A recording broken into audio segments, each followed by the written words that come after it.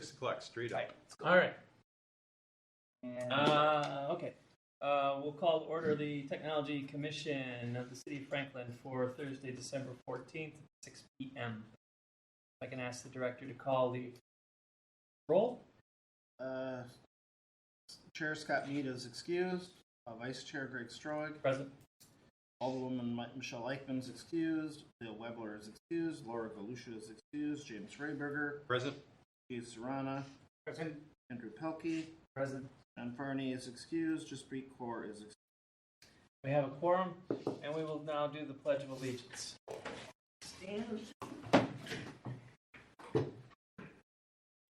Pledge allegiance to the flag, to the United States of America, and to the republic for which it stands, one nation, under God, indivisible, with liberty and justice for all.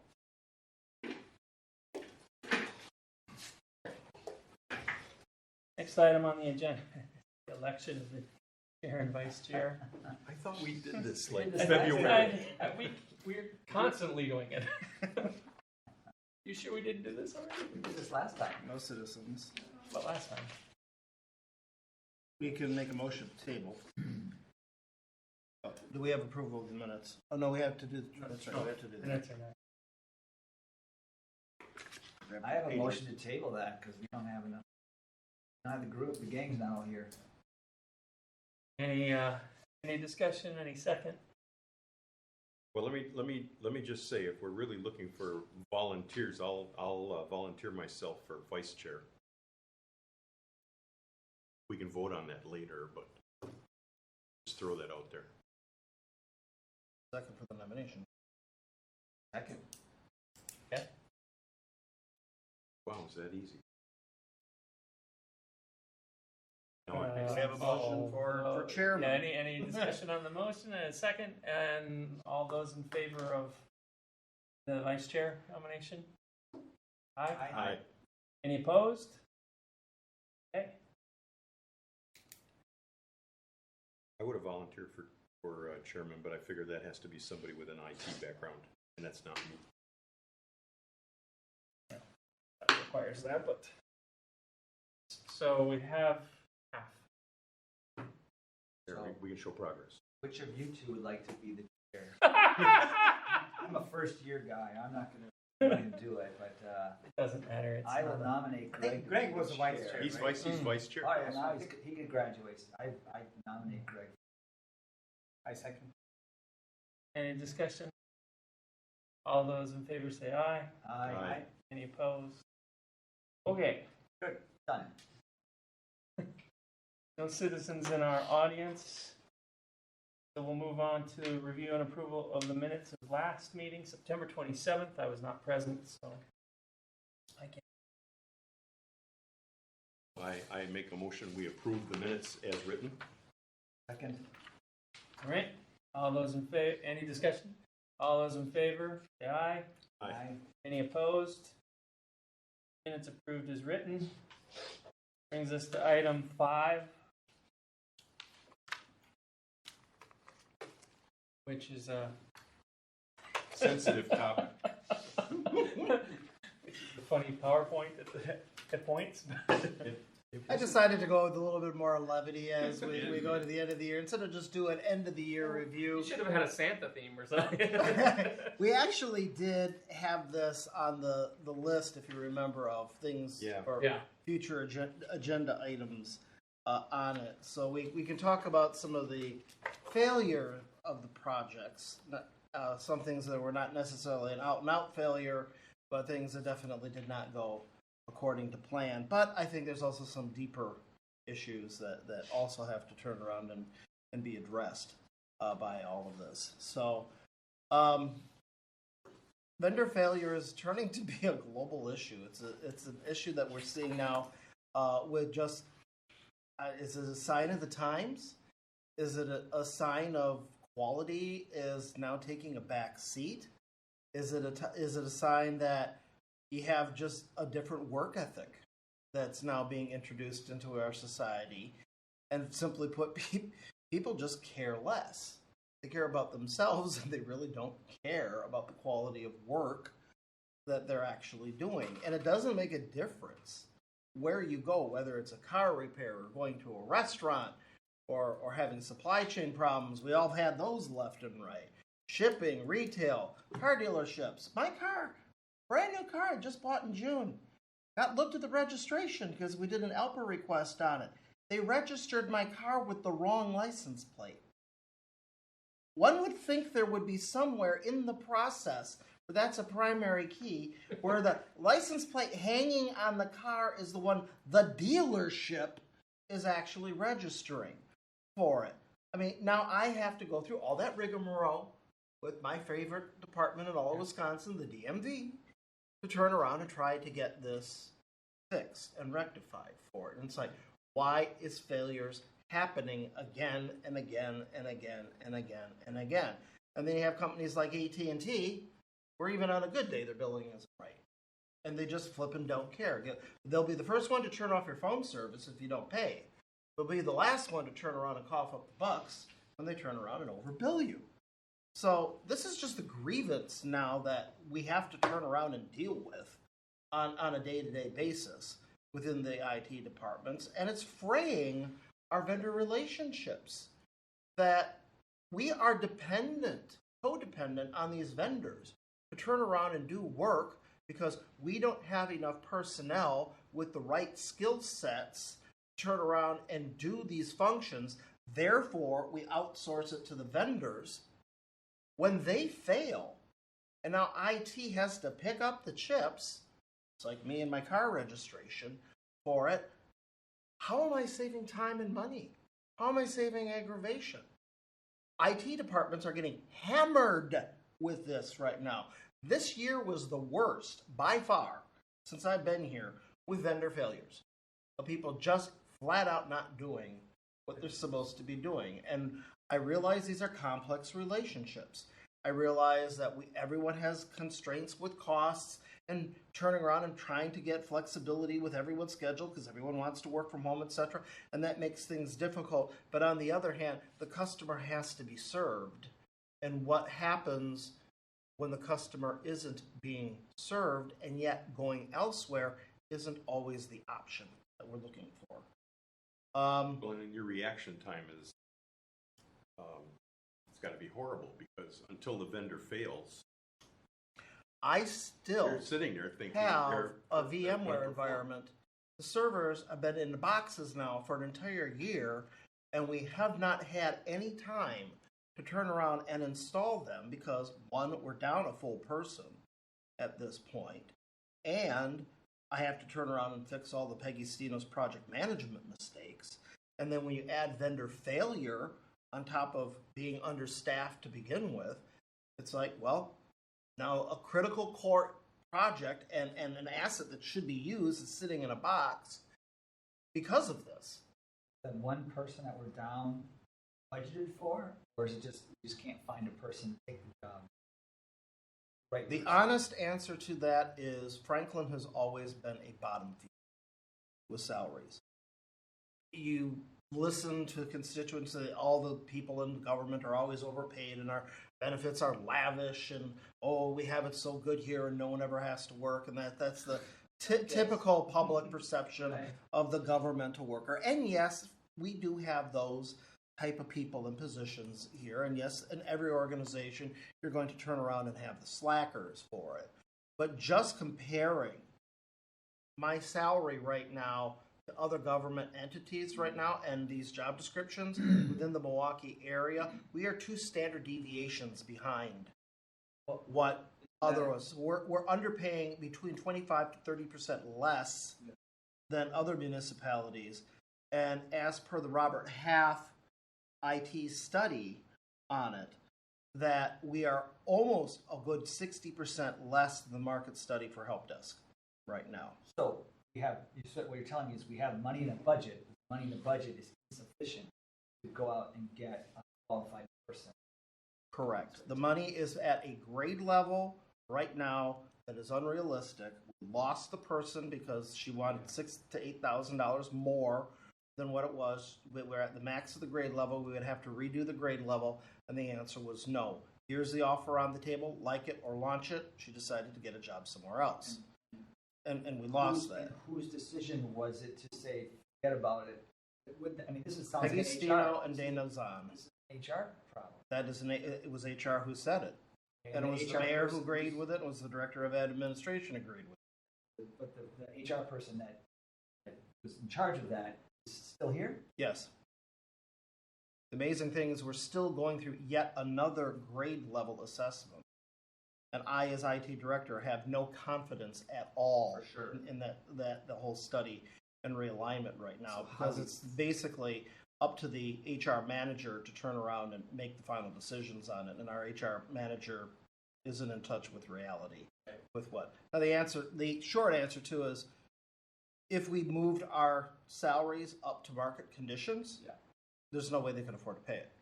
You would have to eliminate people in order to bring up the salaries. But this is an HR problem. HR person is solving it. Am I correct? And they have been working on this grade level study now for 14 years. So what can we do? Not much. Yeah, not much. Talk to Kelly and Not much. There's not much she can do about it right now either. When it comes right down to it, the budget is the budget is the budget is the budget. You can give an additional 3% to people when the national average is 4.5 for the year, and that's still generous. It's a full percent more than, normally the raises are 1.5 to 2%. So when you look at 21% inflation, and you look at what the increases are, you actually are earning less working here. And people realize that. People do realize it. That is a core problem right now with our salaries. We are not close to competitive. but what's costing us money because we have assets sitting around doing nothing, relying on vendors who are unreliable.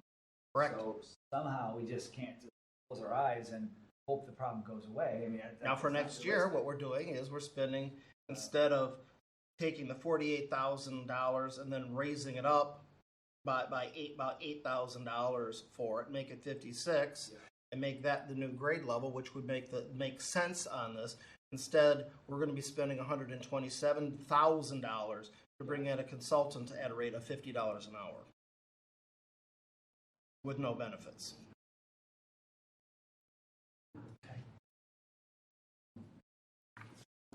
Wheels go round and round, yes. I just don't like the idea that we're just gonna hope it goes away by itself. Okay, thank you. Yeah, unfortunately, I'm locked on, here's the grade levels. My staff is at maximum right now for that particular grade level. In order to turn around and keep and retain staff, the grade level has to change. Yes. On it. Yes, and the HR person should be championing Right. the cause. So if she's championing he or she is championing the cause, and she's being told by the next higher up, the mayor, that no, or the administrator, that no, it's just not possible. Well, then at least the HR person's doing the job.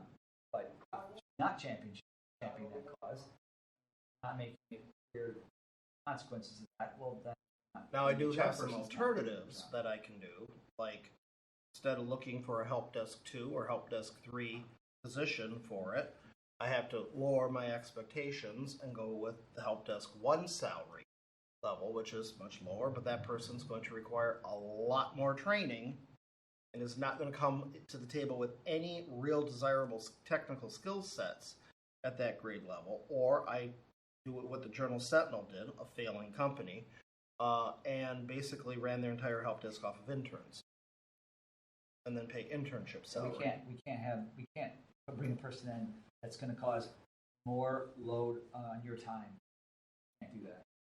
That's where we're at right now. And right now, where we're at is Jim plays director and help desk person, and I've been doing it since March. Burnout is the next big issue. Yeah, right. That will be a couple slides down the road here, but yeah, it is a huge issue. And then when you have the vendors chucking onto it, it makes a bad situation even worse. at this point, hence the So let me conversation. just ask you this, is the HR director, is she going to bat for you? No. Has she ever gone back to me? No. Should she be replaced? Yes. Clearly. Yeah. Follows. That's my take on it right now is HR is severely broken, Franklin. And the Personnel Commission is severely broken, Franklin. My point How do they have on the record. How do they have an effect? How does the personnel committee have an effect on your job? They're the ones that get to determine all the policies that are set forth by HR. So if HR wants to turn around and make a policy change or a grade level change or having to hire a new person, it goes to the Personnel Commission first. They vote on it, and then it goes to the Common Council. Or their qual- And the Same as your Same as yours. qualifications being on this. sitting on, yeah, I was appointed. Same. Okay. All right. Same. I understand the dynamic there. most of them have some HR or even Yeah. finance direction, and Volunteers. that's the qualification is to sit on it. But they do have the power to turn around and veto something even before the Common Council. Who's the alderman on that commission? I think it's at Holford. I won't swear on a stack of Bibles, but I think it's at Holford. Three us.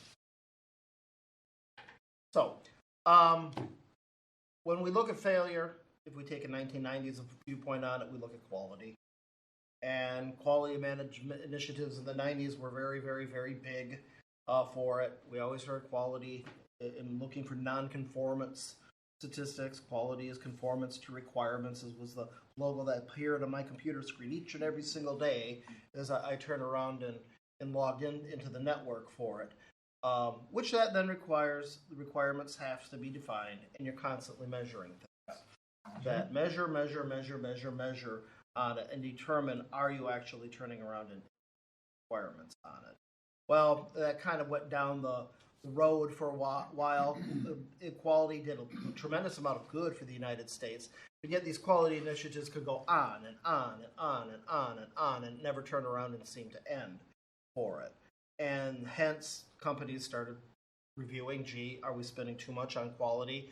And then they turned around and got the newest shiny little object that all the managers in the C-suite went for. And quality, I will say, has turned around, unless you are in a manufacturing job at this point, is not something that's being talked about anymore as much as it used to be 20 to 30 years ago. With that, when you have failure within an organization, it normally is because they're having internal issues within the organization, or they're trying to face external issues within the organization, or it's also how they turn around and manage projects for it.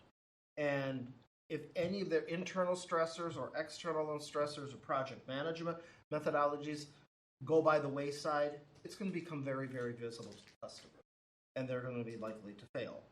What are some very common internal stressors? We all see these.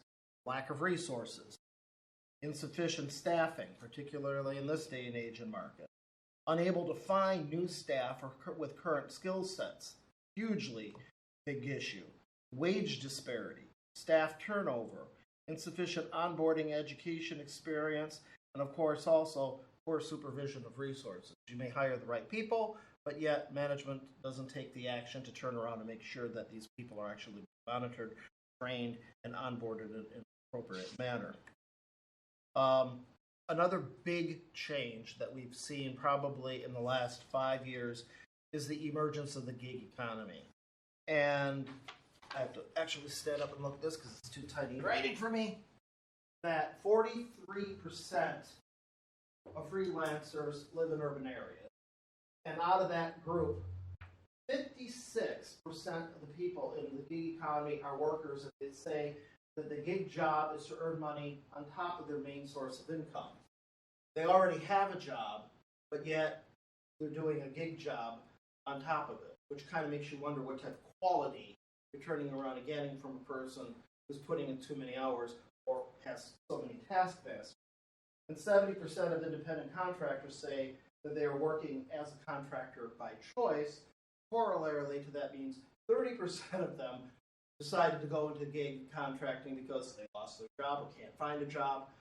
Again, who am I hiring here? And that's the big problem with the gig economy. Companies are using consultants, especially consulting companies, they're using all sorts of freelancers, and they're using freelancers now to turn around and supplement their staffing issues.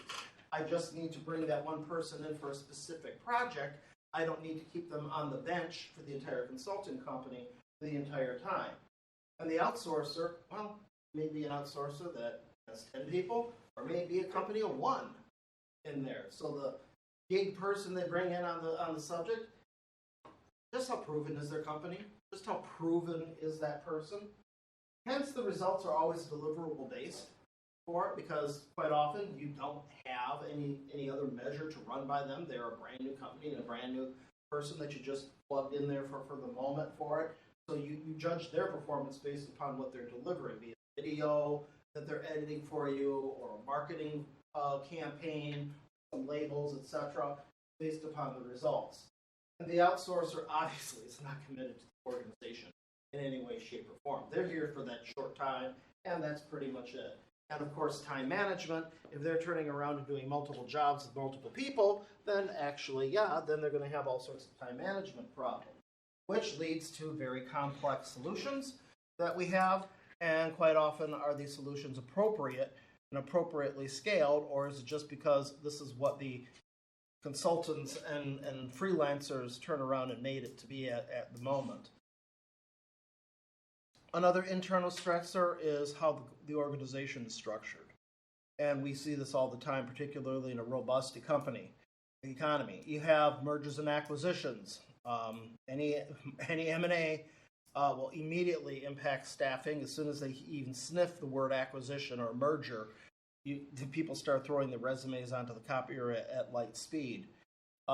Failing business plans. Not every company out there is going to succeed. There's plenty bad businesses out there that has a core business plan that in this economy and with the competition just is not going to turn around and succeed. Yet they're going to try.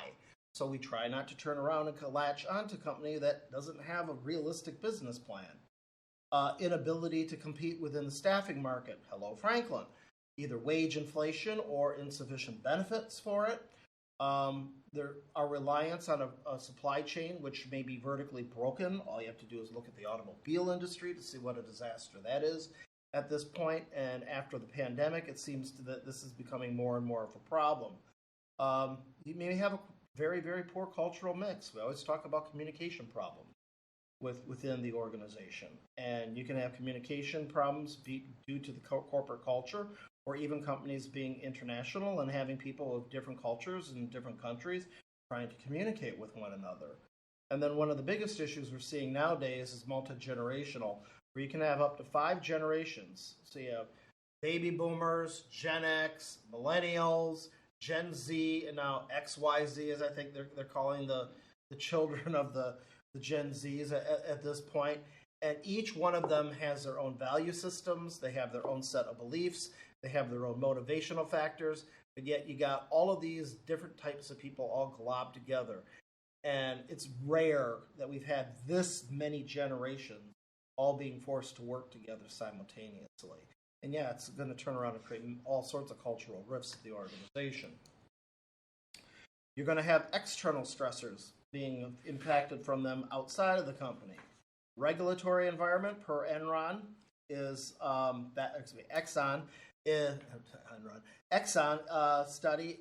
Government regulation, even to this day, is the number one threat and risk to any company, be it government that's your own domestic government or a government within a market that you're competing in. So if you're, let's say, selling out in France, the French government can turn around and start imposing all forms of regulations on it that suddenly dramatically interrupts your business environment. Something as simple as a tariff can turn around and have a dramatic impact on it. Inflation, we've seen that left and right. When we look at financial markets, the national debts of not only the United States, but of the entire world. World debt right now is at the absolute highest it has been since the Great Depression, which is getting to the point of scary. Even China at this point has a national debt that absolutely dwarfs what the United States is on a per capita basis. Cost of energy constantly increasing at this point, and more resources becoming rare. Unionization, actually, believe it or not, unionization is on the rise in the United States, and there is actually a push now again for people to turn around and join unions. International supply chains continue to be complex, and once with everything is in just-in-time inventory, one little small interruption suddenly means that product is not coming to market. And if you have any type of international strife or war going in it, that's going to affect the supply chains as well. And then, of course, always the future pandemic. COVID, I think, is going to be with us for a very long time, in addition to the new variants strains that are coming out. With this as well comes in how they manage the project. Best practices means you should create a statement of work defining your requirements. You should have all the deliverables clearly defined in the contract. You should identify all stakeholders. And all is not just the critical stakeholders, it's all the stakeholders that have an influence or say so in the project. How many times have you been in a project and they fail to identify all the stakeholders? You need to have a formal defined communication plan. You should have a defined project plan, whether you want to go with an agile or a waterfall project model. You have to have a defined project manager, whether it be at the customer's end or the contractor's end. Someone has to be turning around and maintaining the project. You should have defined the roles and responsibilities of the team members. You should be tracking very carefully the product and the progress of the entire project, so you know at any given point in time where you stand and what still needs to be accomplished. The project team, some people will be there for the duration of the project. Some people won't. Will be folded in and folded out. You need to make that very clear where your resources are going to be allocated and when. And one of the biggest problems that we have nowadays is overcommitment of resources on what can be accomplished. Consulting firms suddenly takes on way more business than they have people turn around and deal with at this point, and they don't want to say no to the revenue streams. So now even before you start the project, the people are already overcommitted on the project charts. And often those resources are not committed to you, they're committed to other customers.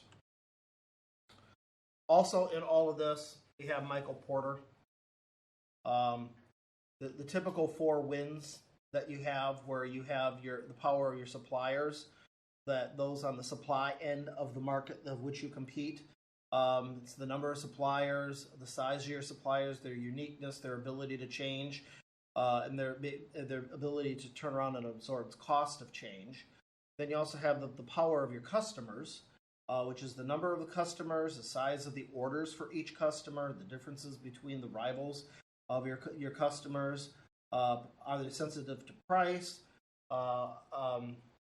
What is the cost of them changing and moving over to another supplier, and their ability to turn around and incur a substitute versus what you're trying to turn around and sell. To that, you have also the threat of substitution. Instead of using the product or service you have, can they go turn around and go somewhere else? And then you also have the threat of new companies, new suppliers turning around and coming into the markets. Based upon those 4 wins, those 4 forces, that determines your competition and who is your rival and who is not your rival within the market.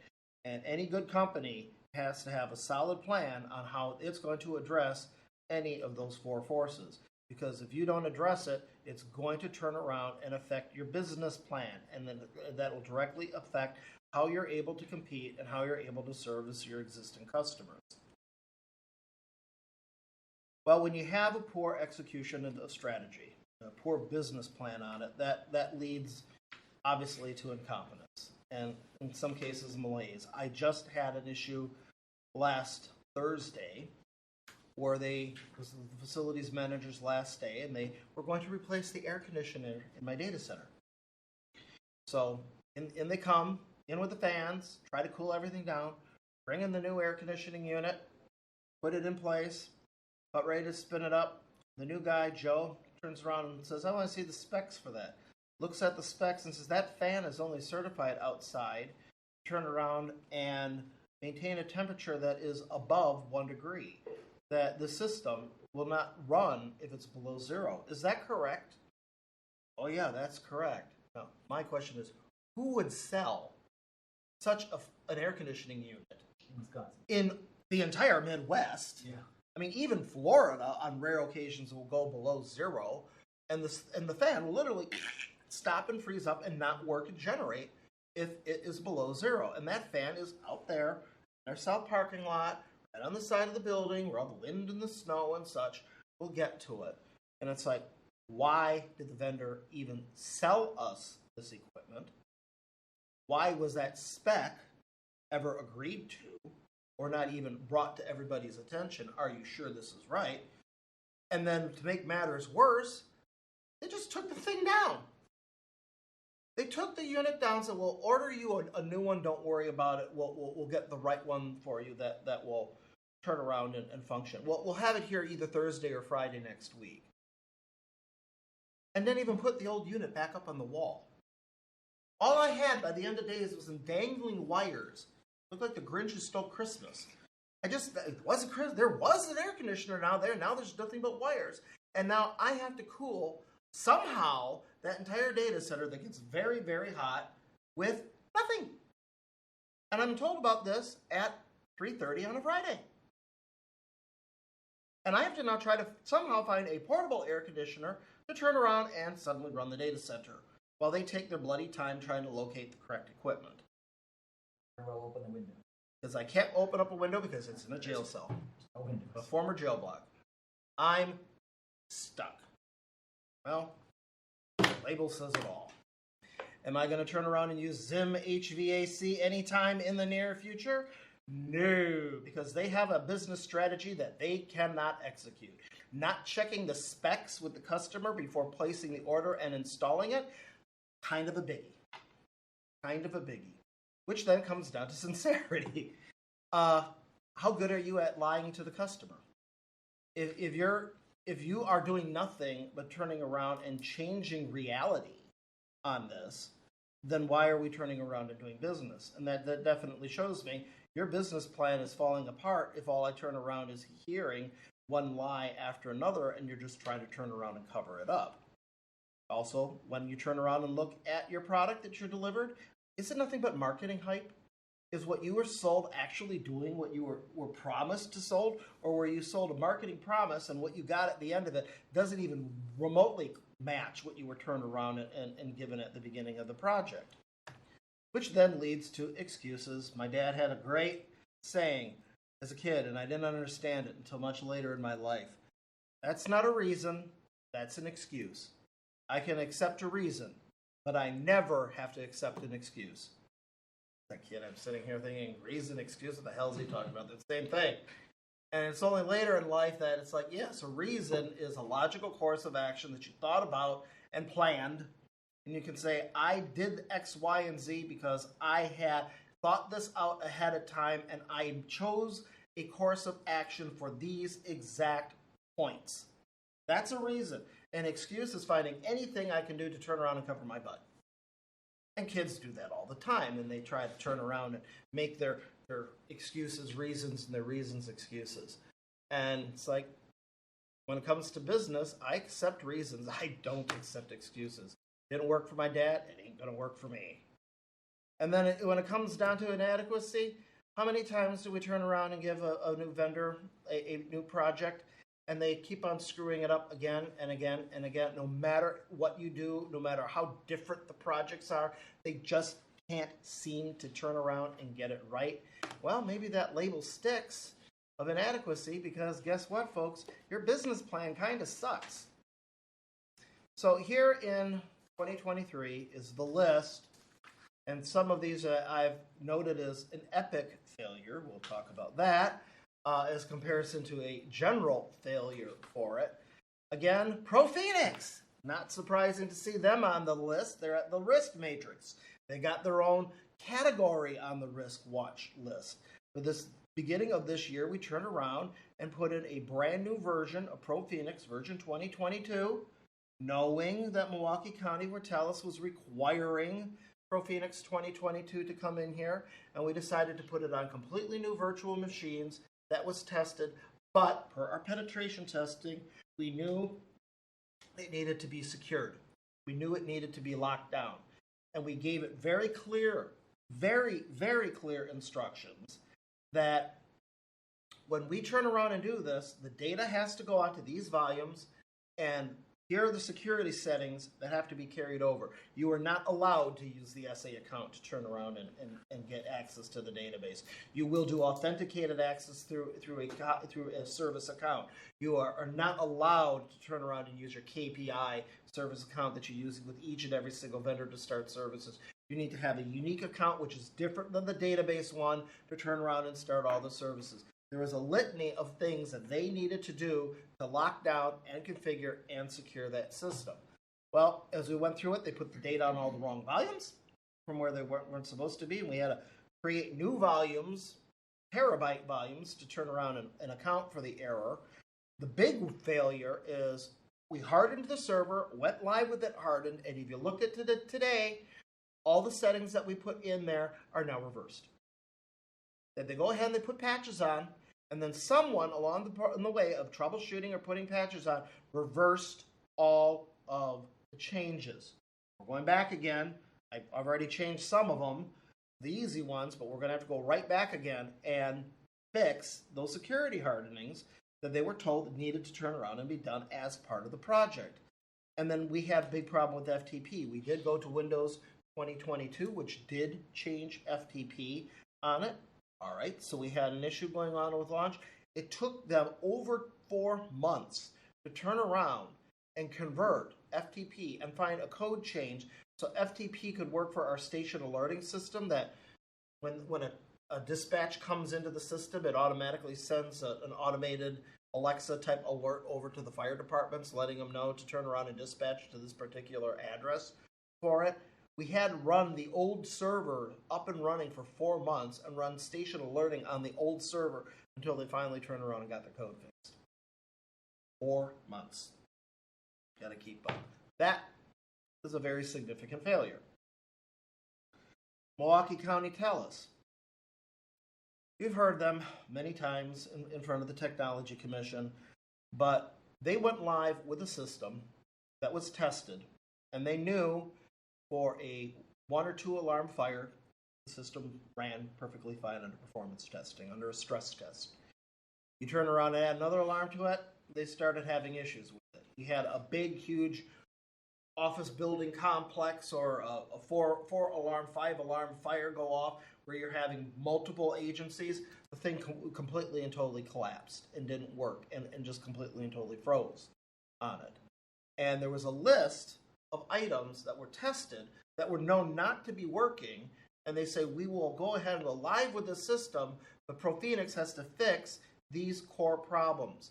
Those went on for almost a solid year from launch date, and finally it got to the point where the chief of the fire chiefs, I think it was West Allis, West Allis and Wauwatosa, finally said, that's it. This thing, we had a major fire event out there. No one showed up. TELUS collapsed. It's not usable. We are not using it. So the fire departments literally said, we're turning it off. We quit. We're out. This is dangerous. We're going back to radio on it. Eventually, they fixed the problems. It took them 3 more additional months and a whole bunch of movement of everyone making sure that we're all on the same patch code and version on it. But they finally fixed the problems that was plaguing the system from launch date.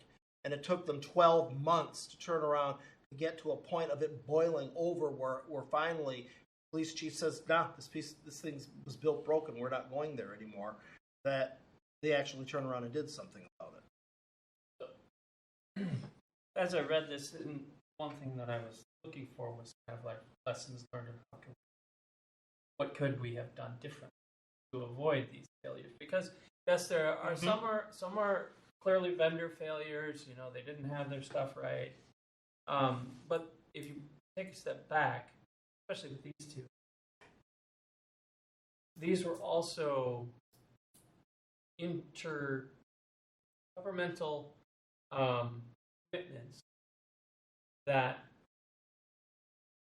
there's not a good oversight, in my opinion, from what I've heard, not a good governance and oversight of We've the addressed IT that side already. of Yeah, this. there is no governance, and they don't want to have intergovernance with No, TELUS. there's a terrible track record. Yeah, Trying to and there's say. just a terrible track record. So And why so do we keep being so banging things our get head? shoved down each one of these municipalities' throats, and this happens and that happens. And we all just kind of waste a hell of a lot of time. Yep.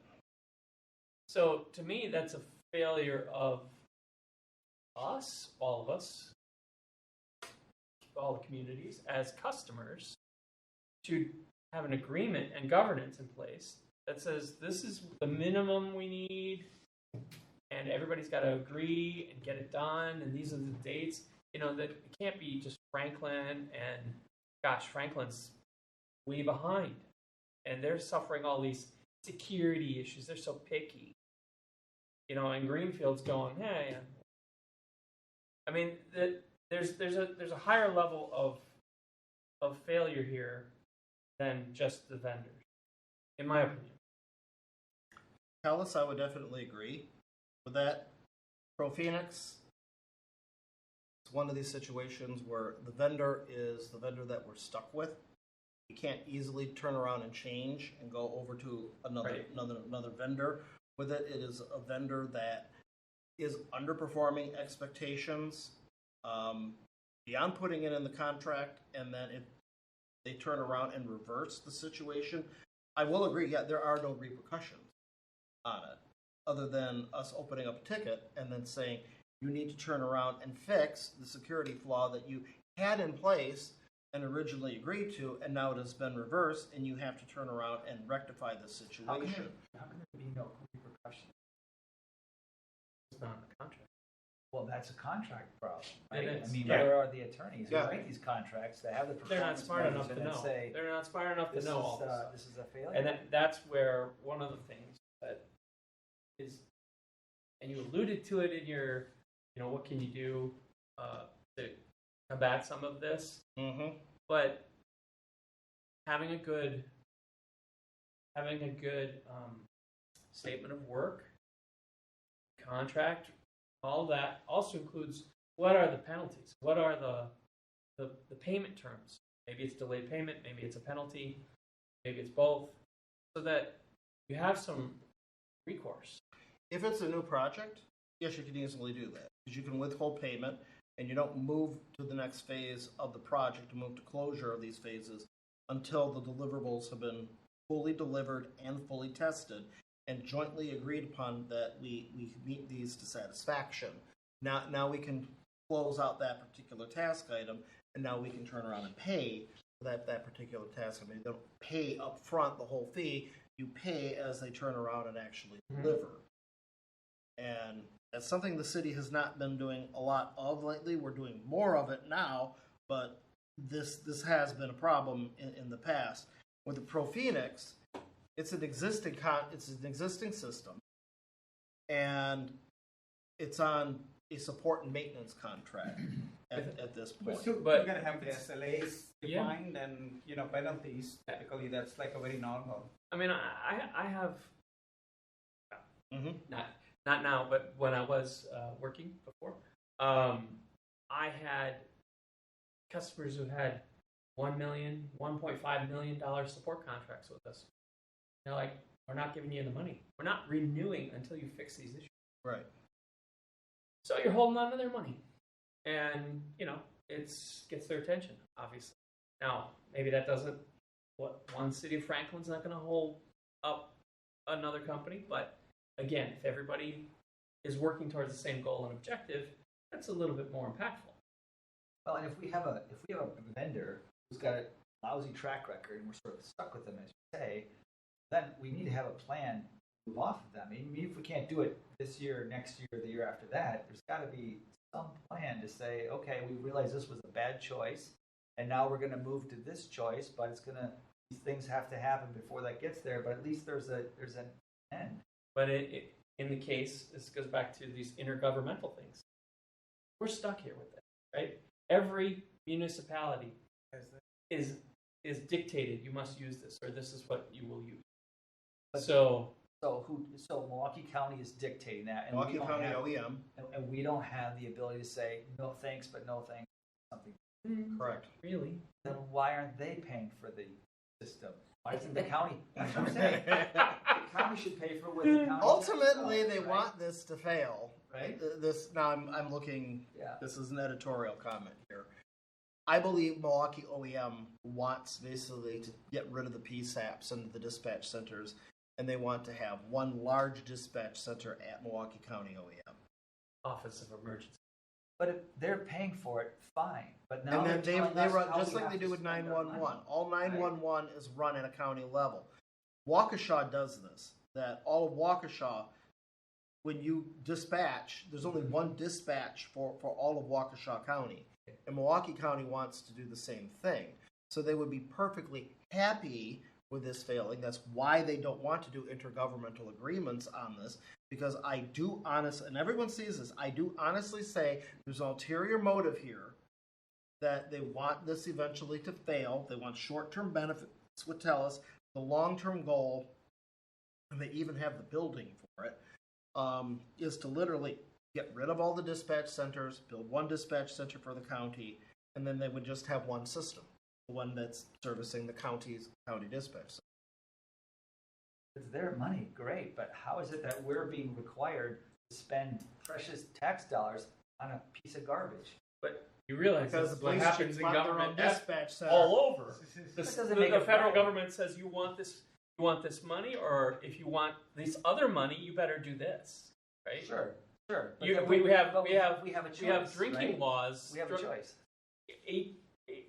The law went from 18 to 21 for drinking Yeah. because the government said you don't raise the drinking age. We're not giving you highway funds. Fine. I mean, it's what all was- the same. So what was the thing? We had a choice though. We could have said leave it You at could've. 18. Don't take the highway funds. So what was our choice here? Was there one, or was it? I don't know that there. You could have been odd man out, I suppose. It wasn't an IT decision, Right. obviously. It's a fire. And this is a department. decision that's made by the police department and the fire department. IT gets crushed in the middle of it because it ultimately, the people that decided not to use the system was not IT people. It was the fire chiefs. Fire chiefs eventually be police. Police don't want to go onto it. Right now it's a fire-only system. But the county wants it to be fire plus police. It's the fire and the police chiefs that ultimately say what's going to happen because it's their people, it's their squads and fire engines that are actually getting dispatched by this, Let me ask requested this. by this. You have this IT operations and director's report, right? Mm-hmm. What sort of this stuff you report up to the Common Council? Because making them aware that, and you can tell your business partners, the police chief, fire chief, I'm going to go and I'm going to say this is not working. This is open security. This is failing, and just to make them aware. It's sort of a director's report. It's IT report. Well, for the police and the fire, I do have a bi-weekly IT user. So most of the time, it doesn't have to get to the level of, gee, if I need you out of the way, I have to go to the Common Council for it. Because I also realize the Common Council is the legislative branch of the government. Yes. They are not the executive branch of it. The day-to-day operations, the council really shouldn't be in the middle. They more or less are an advisory to the mayor, the chief executive of the city for it. So if I can accomplish what I need to of implementing executive change by having internal conversations with it, should the Common Council be aware of some of these issues?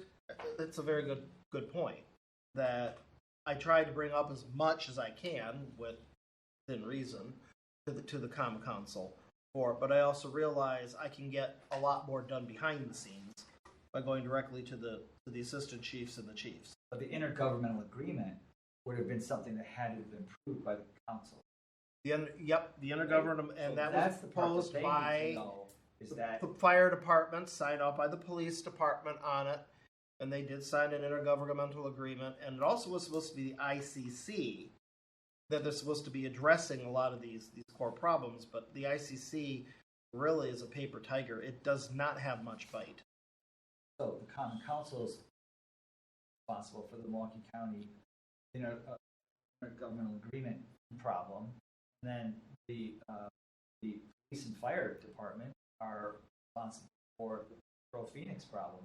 And it seems to me that if it's causing a burden for IT because of their choices of vendors and their continued choices, and they're no plan to switch, well, then they're going to have to pony up some money out of their budget, pay for the IT resources to deal with the problem.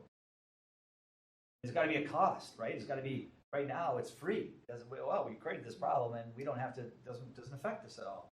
We can listen to you complain about it, but there's really there's no consequence to it. And it's even more shaded on this because the system this runs on is owned by the police department, but yet they get no benefit out of it because it's a fire department dispatch system. They don't want the police department on TELUS. They've made that abundantly clear. Right now, it's the fire departments that are currently using it right now. So it's the fire department using and deriving benefit through TELUS with dispatches, using equipment that is owned and maintained by the police department and IT. So through an intergovernmental agreement. Fire department has to then responsibility for the costs of that are incurred because this system is failing. And what does it take to fix it? There's gotta be somebody has got to make a cost benefit decision to say, gee, it's worth spending this much more money on IT because to deal with the other system, or it's better to get rid of the system so we spend less on IT. But if they're not paying that cost, they're never going to think about, never going to make a change. It's not their problem, it's your problem. That's not. But there has to be a plan to phase out Phoenix. Whatever the plan is. If it's Milwaukee County takes over everything, fine. There has to be a plan to phase that out. The person who makes that decision, the person who's bearing the cost of consequences. And I would not deny that. Marked as an epic failure on it, which means this is a high significant failure on it that needs to have a lot of attention. I think that, and can they turn around and go with another system? Right now they are deeply entrenched with Pro Phoenix, and moving off of it is going to be a lot of work and a lot of process change. And they're going to have to be, and literally trailblazing when the rest of the municipalities within Milwaukee County are not going to trailblaze with you. They're not even going to think about that unless there's some cost to them for keeping the problem that they have. The cost seems like your cost. You're bearing that cost. That's not. We're bearing the stress. Yes. And the aggravation. Correct. And you don't even have the staff to bear this. They're incurring outage time for it. And potential security issues. Now, some of the security issues will be written up, I'll make sure of it, in the next CGIS audit coming up in February. If these are not fixed, I will make sure the auditor knows about it, and then I will give a failed audit report to Pro Phoenix and say, you are now not in compliance with CGIS per this audit right now. You now have to turn around and fix this. Is there a cost that you can quantify to say to the fire department or say to Mayor Nelson that the cost for IT to deal with this epic failure and these continued failures by this underperformer is X? Then I don't know how the money works around here, but seems to me like the fire department's going to have money taken out of their budget to pay for X. Now, interesting enough, if I go to Greenfield does not, the IT department does not report to the Department of Administration. Greenfield, the IT department is actually a sub-department underneath the police department. Okay. Because I'm not making that up. Yeah. That they figured out a long time ago that the police department always is the first one because the community holds the greatest interest to police and law enforcement. When you look at funding, they're the first ones to get the largest slice of the pie. So if IT needs more resources, more pieces of the pie, their solution was literally to turn around and change the organizational chart. But Well, there may be something between what Andy's saying and that idea from Phil. And obviously this is would be an epic change to work with Kelly and sort of rethink the way IT is handled here, but it also may be something that you can make evident your staffing issues, pains, in that maybe it's the responsibility of IT to keep the network and the servers, the facilities operational. And that's what IT's budget is for. Those items. And maybe not even servers for application. And everything dealing with applications, whether it's implementation services, conversion, updates, service contracts, blah, blah, blah, that all goes back to the end user departments. And if it's multiple end user departments, they have to figure out a way to split the cost. So you're basically allocating the cost back to them. And then when these failures come up, or when these other things come up, to Andy's point, is then there's an estimate of this is going to be an extra 100 hours worth of work. well, and the fire department goes, oh, geez, that Pro Phoenix failure, that epic failure there, what's that going to cost them, right? They're worried that what's that's going to cost. Right. And they're getting on the phone to Milwaukee County TELUS and like, this is going to cost us some serious money. This is a big screw up. Who's paying for this? Well, currently they are. So yeah, it's a great idea. Yeah, it's kind of put them It's in. a great idea. Put the onus on them to own their own Applications. issues. And you can do that on a chargeback basis where they might say, well, we don't know technology, we don't know anything. Jim knows all this stuff. Okay, that's fine and dandy, but all the costs for all of this, including a sliver of your time, is going to go back as part of every one of these projects, as a part of every one of these fixes, part of anything that gets done. Because I think what Andy's saying is they don't feel the pain. The end user departments aren't necessarily feeling the pain of the cost. And you don't have, as evidenced by your first topic, extra dollars sitting around, right? Right. You don't have extra resources and extra money to throw at things. So when these surprises happen, when these failures happen, and they'll continue to happen no matter what we do, there's going to be failures. You just have to suck it up and absorb it. And that's not right. Yeah, and then when those departments say, well, we want to go to this vendor to get this product, they got to think about the reliability of that vendor, and that contract they have with that vendor, and what happens when something goes south. Who's paying for it? Now there's penalties in there for big screw ups. Why? Because it's their money now. It's the department's money. They start to care a lot more. And perhaps, I don't know the exact example, but perhaps you would say, okay, Pro Phoenix has all these severe issues, defects, configuration issues.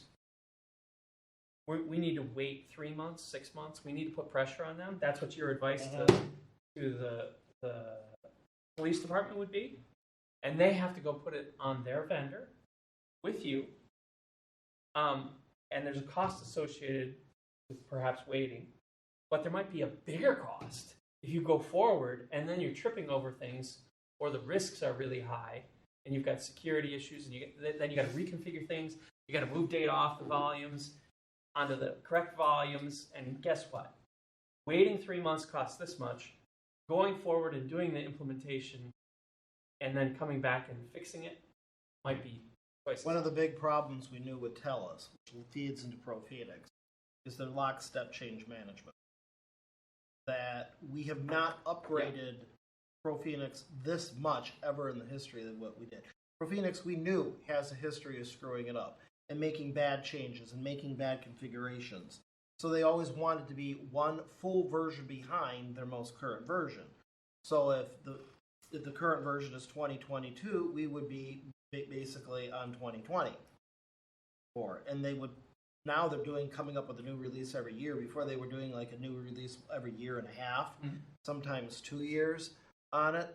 So the frequency of the updates is a big problem, but now this lockstep change management, where every single person has to be on the same rev level in order to make TELUS work, is really causing a lot of problems for IT and the police department, just to satisfy the fire department and the county at this point. Because now we don't have the opportunity of, let's go on to the older, more stable version that doesn't have all the bugs in it and that we can run with it. All I have to do is look at the number of change tickets, CRM incident tickets I have with them, from what we have this year and last year compared to 2, 3, 4 years ago. It's like 7-fold increase in the number of incidents that we're turning around and pushing out at this. Because this vendor just does not have a good track record of pushing out reliable, stable code, but TELUS says, oh, guess what? You have to be on 2022 and you have to be on the July version of it. And we knew lock change management was a big problem, and that was a big question of, do we actually want to go to this product, yes or no, knowing that we would potentially get being pushed into locked change management on it, and we weren't given much of a choice of being the only one not going to the system. So in this scenario, though, you would say to the fire department, lock change management is going to cause you a bunch of problems, cause you a bunch of heartburn and cost and stuff, and we'll support it. We'll do the best we can, but just know that you're going to be writing some bigger checks for it. Seems like you got to put the cost in the hands of the person making the decision. I will agree one thing too. The fire department should write a check to IT and the police department for turning around and using somebody else's dispatch. Yeah. Right now they're just getting charged licenses, and they're having to be paying the support and maintenance fees, the licenses and support and maintenance fees for the Madison hosting system. They don't pay a dime for upgrades and changes going onto the TELUS system over at the police department. So in some cases they're getting all the benefit, but they are not absorbing enough of the cost, and a chargeback probably would be very appropriate. If anything, at least they get to see the pain when hours are being spent, and then they start seeing dollars coming out of their account. For sure. How do you feel about tracking your time then? Like saying, okay, I spent from 9:45. I used to do it in a spreadsheet, right? Real low tech. 9:45, 10:15. Did this for this client. It goes in spurts. I have no problem with it because I realize it's quiet right now, but then suddenly someone at OEM will get a bug in their bonnet, and next thing I know, they're going to be turning around and bringing up some new change, and then requiring everyone to turn around and make those changes. Then I'm going to suddenly be running into all those problems. That's the time I know I have to keep very good track of my time tickets, because I'm going to have to turn around and run this back as a chargeback. Yes. That would be the only downside. That would be the only downside. Is that you then have to track it. Or I do like what some smaller municipalities do, and find a larger municipality who wants to do it, where they host our system on their servers. Shared services. Mm-hmm. But now you're kind of like going to the whole thing of you're now 100% reliant on somebody else, and that may be causing a whole bunch of other problems. Right. Well, I think also in addition to the chargeback, I love the chargeback thing for the apps, stuff that they decide we're going to run these apps. Now maybe everybody uses Office, so you just do that in the IT because it's not specific to the department. But if it's not a citywide thing, I love the idea of having some people. Then they own more of the problems that are created by their choices, and they have an incentive to get off of ProPhoenix should they see these dollars running up. They're like, we got to get off this stuff. And now we do something similar to that with the water utility. There's a chargeback. It's non-spendable money. It's completely wooden nickels. But there is some chargeback for IT services over to the water utility. But yeah, in addition, going back to one of the very first things, I don't think it makes sense to contract out time, because if we have enough work for a full-time person to do, we should hire a full-time person and have that person do the work not contract it out to some contractor who's plugging a person into a spot because they've overcommitted all their resources because the sales guys sold more than they have capacity for. To your point, right? We can lessen that risk if we only hire out where we have a less than full-time person need. We have we need this temporary need for this. Okay, so we hire this person out. Person comes in, does stuff, gets out of here. But if we have like a full-time help desk person, it makes no sense to contract for a help desk person when we have a full-time need for a help desk person. All it does is cost us more money, right? And we don't get the commitment and the person being there year in, year out. We got a temporary person. All they got to do is say, well, that person quit because they whatever, and we got somebody new coming in, and that person quit, or whatever. I mean, there's just a cycle of people that doesn't help at all. So I would say that we would look to the council to say, look, guys, we have a need for a full-time person. It has to be filled with a full-time, which means the HR person has to figure out the proper salary, keep that person here. Do you think of any case where that would not be in our best interest, given what he's talked about in the very first part of this? I don't disagree with you. My experience working in big complex organizations, much more than this, is they don't operate in logical ways. So you'll pay someone $200,000 to be a contractor when you know you're going to need that person year over year over year, and you're just like, well, could I just get a head count to? And that might be something where, in combination with sort of this chargeback idea, you're going to see more and more utilization of a resource to get things done, hopefully in a timely manner. And then you're going to run that way a year or two, and you're going to then be able to go back with your director and say, I can save some money. I can actually save some money. And then you might get some attention.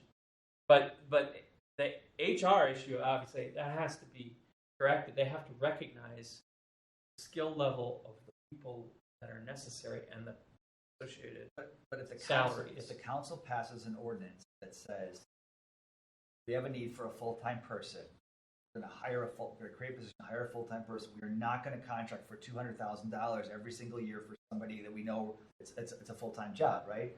If they said such a thing in an ordinance, HR person would be required not to fill the job. I mean, that's what their job is. They're HR. There wouldn't be this, I'm not going to cooperate, or I'm not going to back them up, or I'm not going to go to bat for them kind of nonsense. Because ordinance.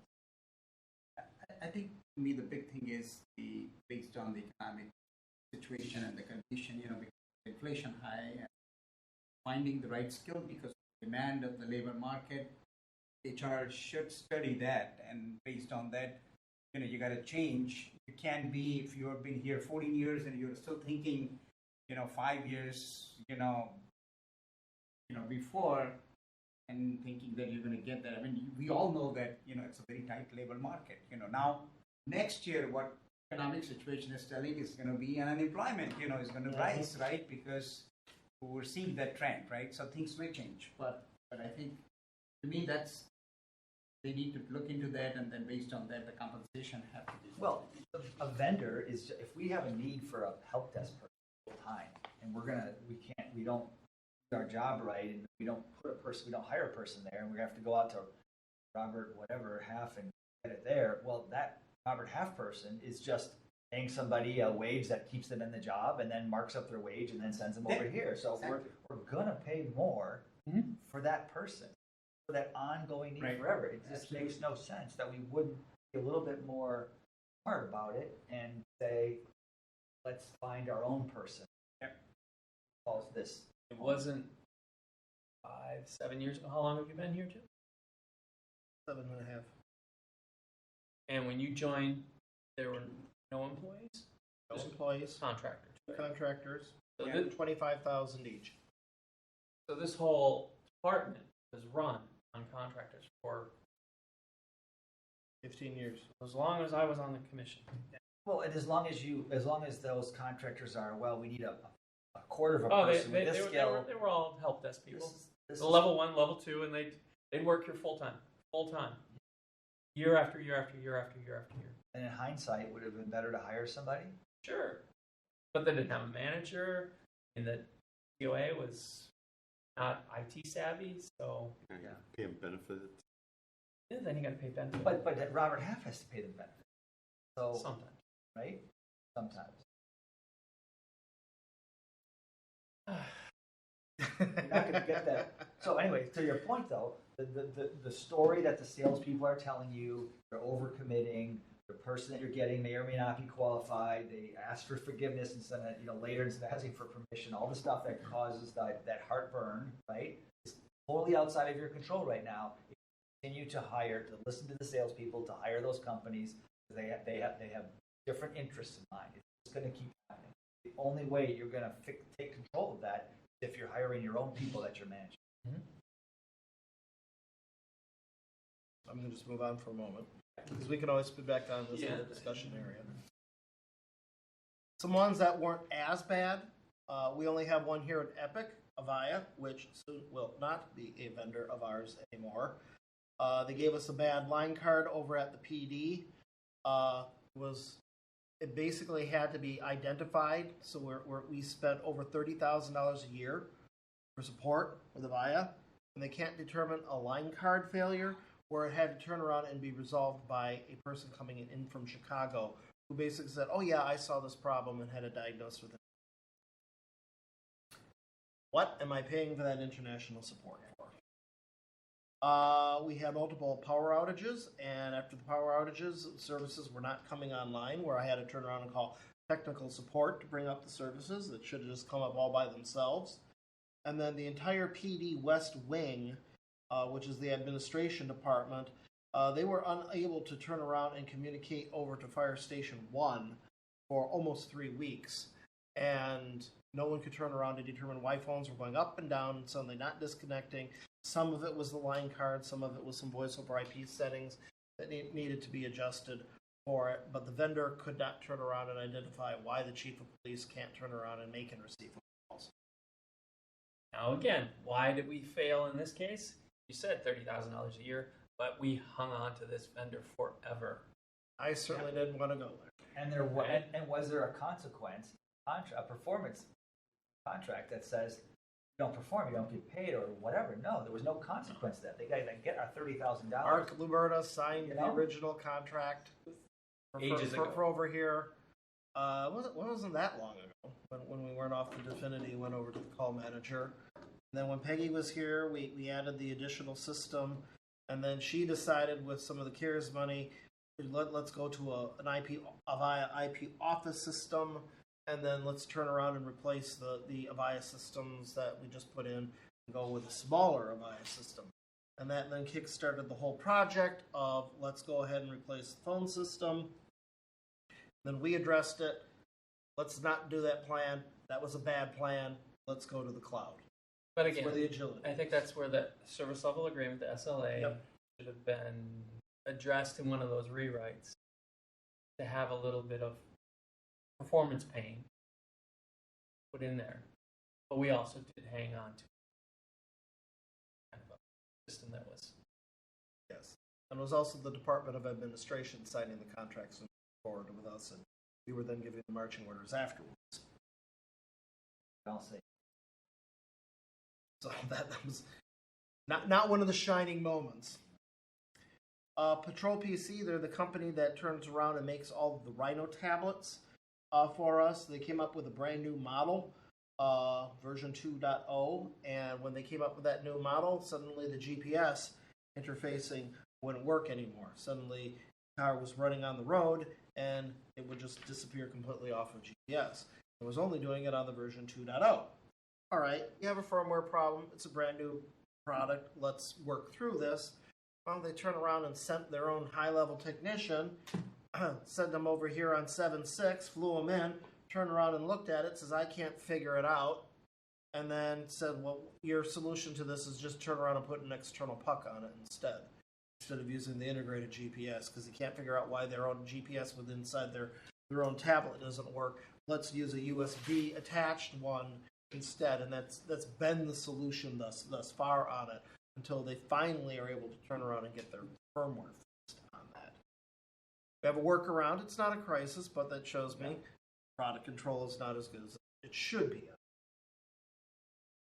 Veeam, we upgraded as part of our tape drive upgrades over to version 12. That turned around and changed a new licensing model. No one understood the new licensing model over at Veeam. And if you were backing up things within the repository and you weren't doing it from a virtual machine level, you were backing up a directory that was actually up on the backup server on it. And an error message was being flagged saying that at a certain date, suddenly Veeam would stop and it would not turn around and back up that data anymore. And I kept on calling them, what are we going to do about this error message? What are we going to do about this error message? No one could give me a solid answer on it. Well, as luck would have it, suddenly the day came where it was supposed to turn around and deactivate itself, and it continued to back it up perfectly fine, and the error went away.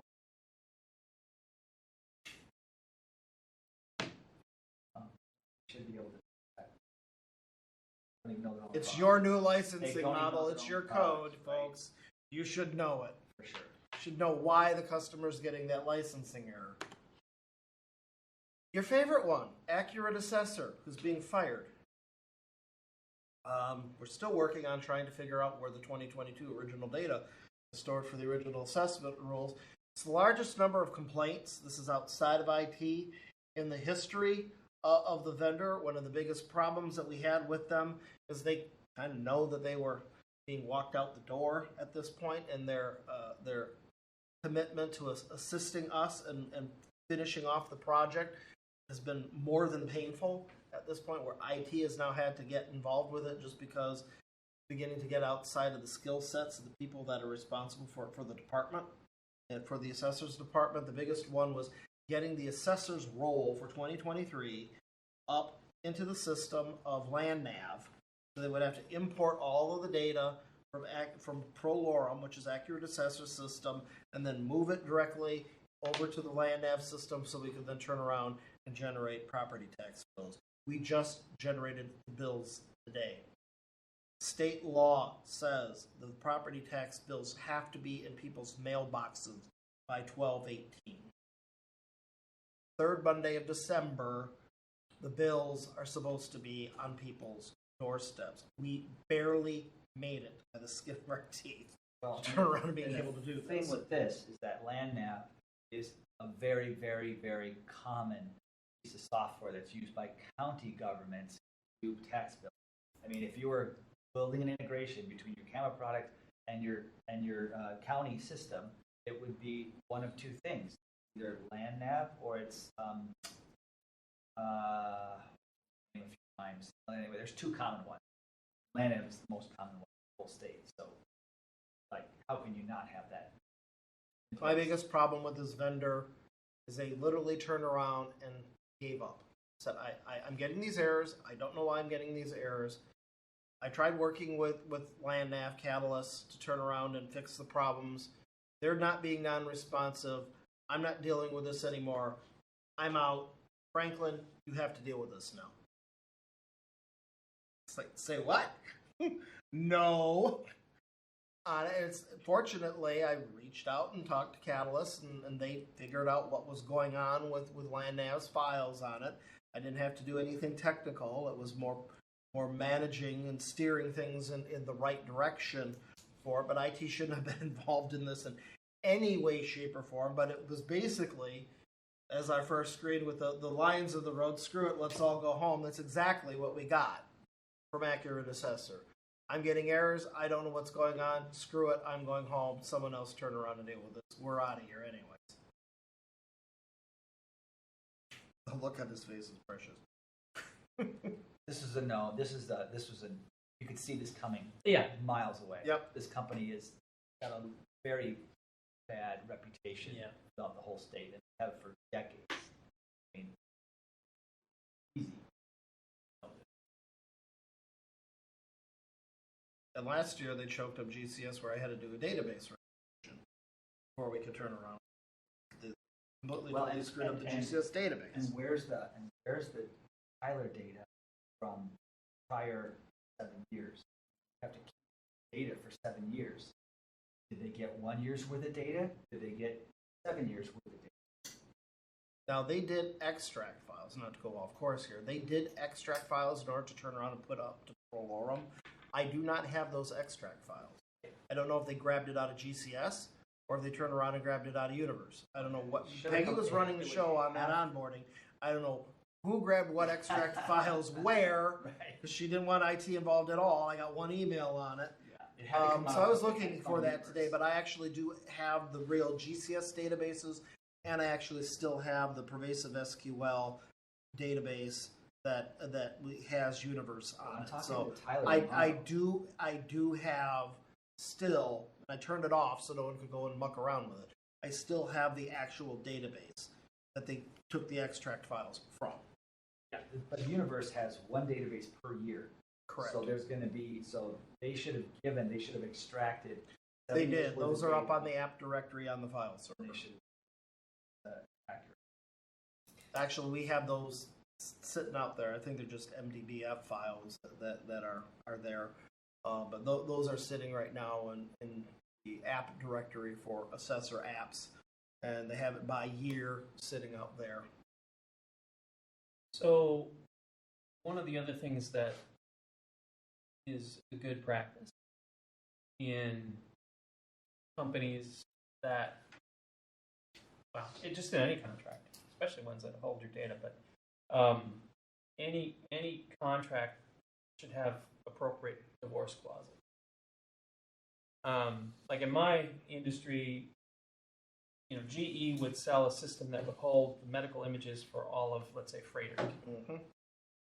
And radiologists get disillusioned with GE. They want something else, so they want to go to Philips, another vendor. Yeah, GE gets wind of this.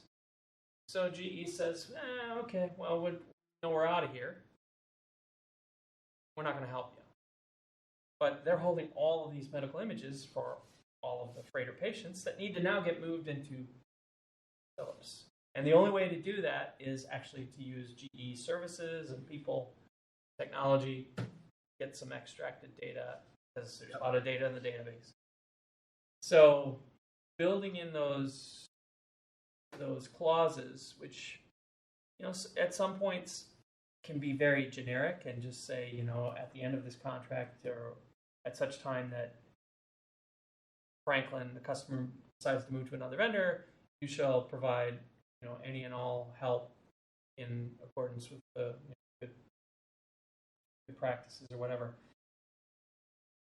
at a rate of, and you put in a rate because otherwise they'll come back and they'll say, it's $10,000 an hour. At a standard rate at that point. This contract, by the way, had such.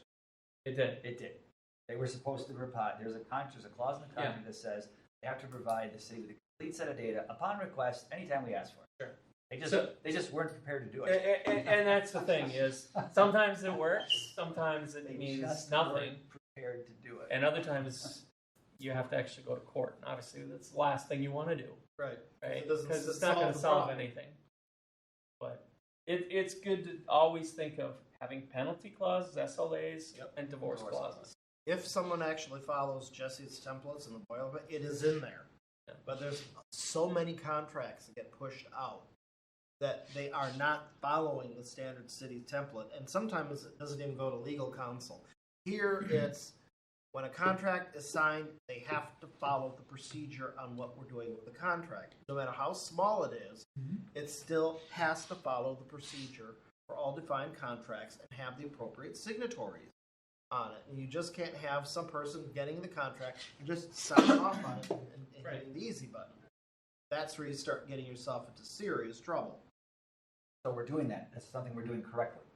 IT does, and believe me, the last couple contracts I had, it was not been easy. But yes, when I get a contract and such, I don't sign it. I'm not, Roberta told me right off, you're not authorized, you're not an agent of the city, you're not authorized to sign contracts for it. So it's like, I have to follow the process of the legal review for it, and then it's the mayor, the director of finance. Interesting, not the director of administration. The city clerk and the attorney all have to sign off on that particular contract. And the attorney's making sure that there's a force clause. That's in his boilerplate. Yes, it's a very common one that they use for streets and everything else. For it's not actually that. It's not the most pervasive thing for IT things because it's really designed to be for more city infrastructure for it.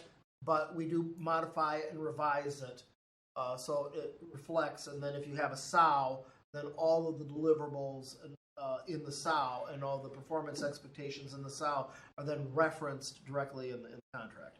Have any of those contracts been tested? Because I understand that Jesse... To my knowledge, Jesse the ones that I have had at this point, no. But I've been here long enough. Yeah. But my understanding is that either Jesse, the attorney, or Brian, who's our assistant city attorney, neither one of them are litigated. They're writing contracts, but have those contracts ever been tested in a court of law to make sure that those way we're writing them, they hold up?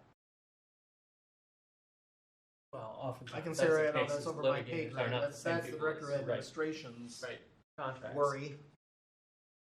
Well, I mean, I would think we should have a standard sort of IT framed contract, separate from streets and water. We're getting there. All right, that's a good thing. Okay, That's well. good. Nice. It may require a different attorney, but we're getting We're there. trying to solve the world's problems. We are. We're making good progress. Yes. HR, legal. On the IT side, I agree, we're making progress. Rapid 7, this has now been fixed. We had a major issue where CGIS data as a deliverable of the project for ProPhoenix has to turn around and be imported into the SIM, and they were not giving me the resources to turn around and actually make that happen. We did buy even a third-party service called NXLog to do the extracts of it. I gave them my 30 days. I'm not renewing my contract notice, and then suddenly all these resources mobilized. They actually turned around and got it fixed for it. But it did take a year almost of them playing around with it before I turned around and got the right people, because I kept on doing reorg after reorg after reorg of the professional services department of getting the right person who had the right technical skill set to turn around and help me on it. Spectrum. Where did I even go Right, where with do you them? start with Spectrum? We all know. They are an epic failure. It's just beyond the marketing campaign on it. That we did a fiber conversion over at the water utility. It's about as simple as you can get. I mean, I'm taking a /30. There's 2 IP addresses. The gateway and the firewall, it's a /30. There's only 2 IP addresses with a /30. How can you screw it up? Well, they did. They turned around and assigned our external WAN IP address to another customer. So we were up and running on it, converted. We were up and running on it for 2 days, and suddenly we went down, and they couldn't figure it out, and we were down for how many? 2.5 days. For me completely and totally destroying them and blowing I don't know how many arteries before they finally turned around and got the right people involved with it. The interesting thing is we got it in place, worked, and then we're going to migrate our original IP address, and they screwed that up, and that was another 2-hour outage. So things that should be easy are not with Spectrum, and I just know it. The next will be converting as for our backup. We'll be using Primary first for City Hall, and then the police department for Spectrum. And I just know in the implementation plan to predict they're going to screw it up, and if they do, have an immediate rollback plan, because they just can't get the simplest stuff right, no matter how they try.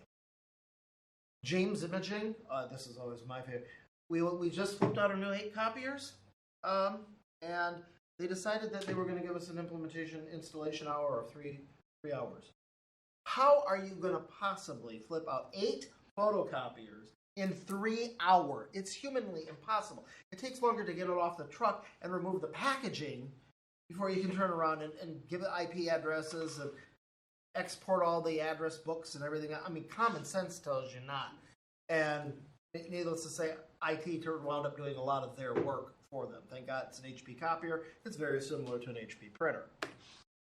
So not only apps, but equipment, I guess, that have to be charged back to the person who decided that.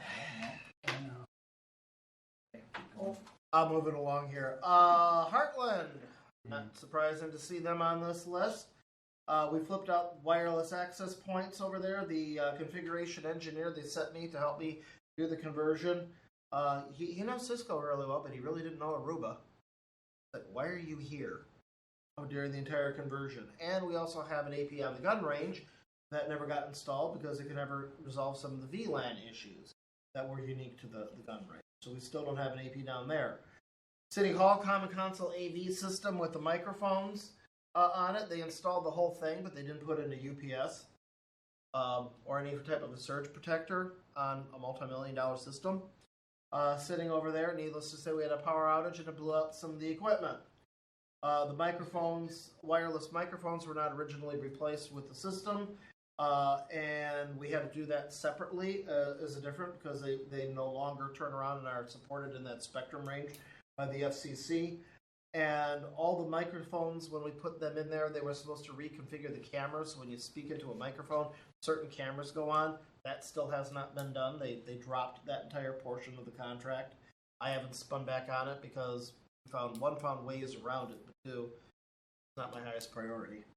And then the video surveillance project was going sideways right now. They did a fantastic job of installing the cameras. And they got them up and running, and they're hanging up there, and they're framed really, really nicely. But yet the performance on it literally at the police department is sometimes is 2 frames per second. And they don't think they have a performance problem. And they want to close out the project and want to go into the support maintenance phase so they can then charge us by the hour every single time they send somebody out there. Needless to say, that conversation last Thursday didn't go very well. And it's like, no, we're going to do this as per what was stated in the contract, the Jesse contract. You have deliverables. Here are the deliverables in the contracts for it. And as part of this, you have to test each and every single camera. You have to test each and every single panic button on there. And here's a matrix that we have of operational. All right, is it operational? Is it setting the alarms and notifications correctly? Is it showing up on the dispatch wall? Is the camera clear? Is it pixelized? What's the frame rate? All these different columns. And at the end of it, you have a date and time stamp, their signature of the engineer who did the test and got good certification, yes, and then someone from the police department, most likely Dan Morris, also his John Hancock on there. And for each and every single camera, including the ones at City Hall and the police department, you need the sign off on that test matrix before we will then move out into support and maintenance phase, because configuration is included in the contract. And just because it's up and running and recording on the video recorder does not mean it's done. Yet that's the way they were trying to push it. Contract safety. And it's a Visual police delivery department. system. Yeah, they carry guns. Yes. Right. And it's video evidence. And if we do not record stuff and we try to go to court and the recording is just such poor quality as to be useless, I'm going after their professional liability insurance. I don't have to go to court on that. I will immediately turn around and hit their insurance policy and start taking my money out of that. They were warned on that's the direction that we're going on. So they're working on fixing it right now, but there's still plenty of work to be done. Hopefully they will have that done by the 31st of January. Just like Heartland, it says it all. Just because you said you completed it doesn't make sure that it's tested and it meets completion, meets all the performance expectations on it. So many people said, I'm done, but yet done isn't satisfactory. All right, Epic failure. That's the next slide. Things that we can do to start help addressing failure. One is to kind of expect it, knowing all the external forces and internal stressors that are going on. Failure is going to happen. How do you deal with it? We've been talking about some methods right now. Realizing, yep, we got to put in time, cost, resources, make sure that it's over allocated, not under allocated. at this point, realizing you're going to need those additional resources, particularly when they start having problems. A contingency fund for cost is always a good thing to put in your project plan. And they also have to understand the complexity of the tasks and some areas where you need confusion points and areas where you need to communicate better, and then watch your communication plan so all the needed people are communicated to for when the problems actually start occurring. Stick to your project methodology. That's assuming that you actually have one. You should not be taking projects on. Do not follow a methodology. And all the essential project management documents are actually created. All deliverables should be in the statement of work and must be defined also in the contract. Defining the deliverables, the conditions, and the expectations, test results, and metrics. One could also put SLA in there, and any type of performance metrics, particularly if it's a cloud-based service. You should have regularly cadenced meetings with the project manager. Weekly is best on it, just to make sure that all issues are openly communicated in a timely manner.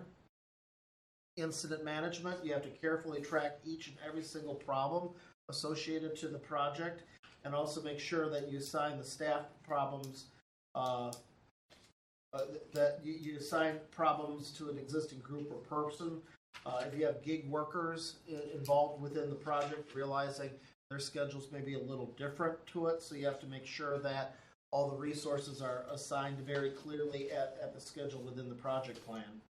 And then payment and closure of the project is only done when the deliverables are jointly agreed to and they are completed and should be closed. Do not give them the money before they turn around and have performed to satisfaction. Epic failures. I love that. It started from online gaming that we're going over the epic or the boss, and we got wiped. So our epic quest was an epic failure off of it, and then I defined technically what an epic failure is. But normally, I was going to turn around and show a little YouTube thing of classic failures for the year. Those are always fun to watch. But it's clear looking at those videos that the seriousness or the consequences or their potential never occurred to the person for the failure.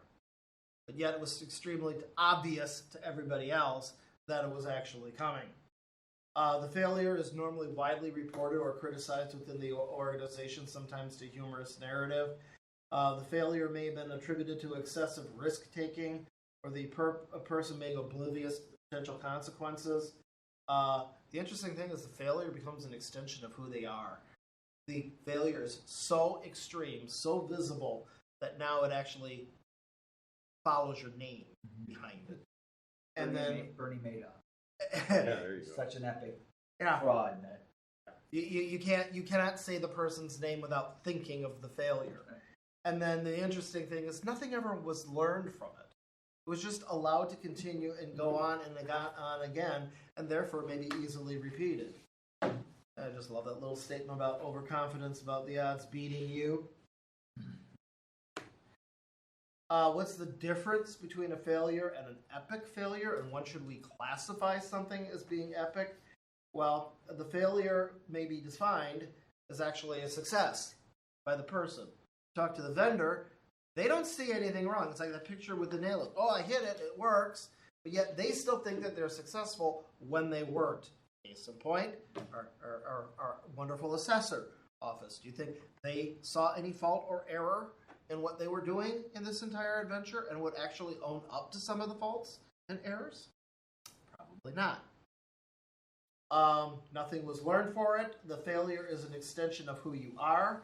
It may be derived from your a poor corporate strategy, or it also may be defined by a core corporate or culture or organization of resources within your company. And a company with a history of epic failure is a company you do not want to be doing business with. There are fundamental and deep issues within the businesses that is becoming visible to customers. The company has problems with some of the 3 Ps, people, processes, and product. Corporate strategy is failing. They may be ignoring some of the porters or some of the internal stressors or the external stressors. That's then impacting the company's business strategy, which is flawed and cannot be executed and therefore the company is in denial. When you see that, obviously, what's going to result from that failed Epic company is always the blame game, and as sure as shooting, they're going to leave trapdoors for themselves so they can blame a lot of their failures on the customer. Agony. I understand that some projects may be doing very large and broad things, and yeah, in order to turn around and make significant changes, you're going to have to incur some pain with it. But when pain becomes the only thing that you see and you get none of the benefits from it, that obviously is telling me you are with the wrong company, particularly if it's again and again. When the company starts downsizing and eliminating resources, even though everyone else is adding to their list, you know that they're definitely not meeting their balance sheet. And when they're in complete and total denial about the entire situation from beginning to end, you know that absolutely nothing was learned from it, and that failure is now a part of them. So, as we were talking, failures can be expected within projects, particularly in a growingly complex environment. Gig economy is having an impact on it. Global, national, and financial uncertainty is only going to increase. So that's going to impact Michael Porter's four wins. And then epic failures to be expected from time to time. Lying, denial, and a failing business plan cannot be tolerated. Therefore, when we identify epic failures, we seriously have to question. We have pointed out with ProPhoenix, do you really want to be dealing with that company product? I can deal with failures. Shouldn't have to deal with epic failures. Right? If I can eliminate the epic failures from the list, I'm probably going to start seeing less stress. So Jim, it was a good presentation. When I went through this at home, my first question was, who's going to see this? Is it going to the Common Council? I might actually turn around and give it to the Common Council. I'll probably truncate it and talk about it. It's long, and you don't ask for anything. No. Okay. This was supposed to be That's going to be. This was supposed to be for a discussion point. Yeah. More for Okay. the intent. Yeah, but if it's going to go to the Common Council, please ask for something. And I think there's things that, or recommend something. Yes, recommend Yeah. something. And I think there are things that we talked about here tonight that you could put down on the slide and say, these are things that we can do to improve. Mm-hmm. And some are more controversial than others, such as chargebacks. Mm-hmm. Governance at an intergovernmental level is difficult or not in the purview of you, but you get stuck with the problems. And then just some of the other contractual things that we need to be more tighter about. I think that you could have that conversation with